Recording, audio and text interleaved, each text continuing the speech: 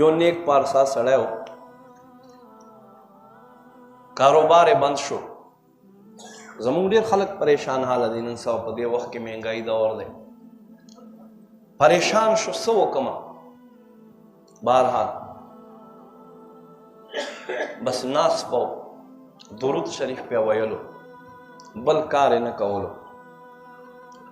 27 شپې ورځې تېرې شوې، خو صبر لا ختم شوی نه دی. مونږ خو چې 2 ورځې یوه وظیفه وکړو که نه، بیا روانو. یاره جي تا خو هغه وظیفه دم را کړی او کار خو مو نه شو. هلکه یقین خو مضبوط که که نه، لازمي خو نه چې په یوه هفته کې به کېږي. 27 ورځې مسلسل درود وې، امید یې ختمیږي نه، بس وایي. 28مه شپه یې سر سترګې پټې شوې، زړه سترګې ویښې شوې. مدینې سردار صلی الله علیه و آله وسلم په خوب کې تشریف ورته راوړو. ورته وایي لاړ شه وزیر مملکت ابو علي بن عیسی ته ورشه او هغه به دې ستا دا 3000 دیناره چې په تا باندې قرض دی او ټایم یې پوره شوی دی هغه به یې درله درکړي.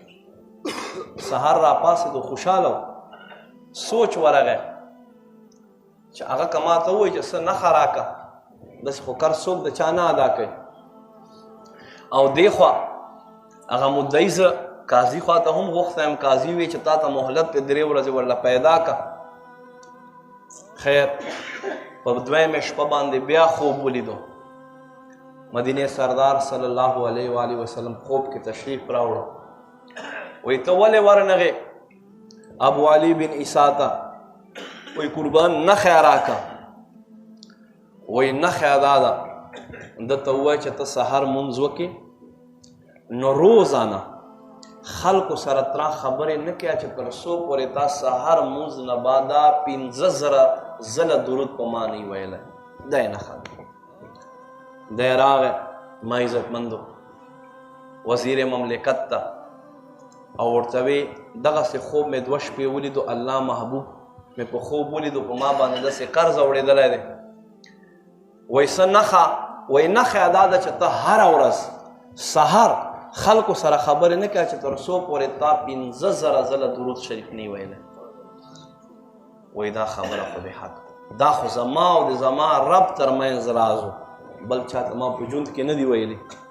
پاڅېدو 3,000 یې ده ته قرض ورکړو، 3,000 دیناره ده ته د ده اهل و عیال دپاره ورکړو، 3,000 یې کاروبار دپاره.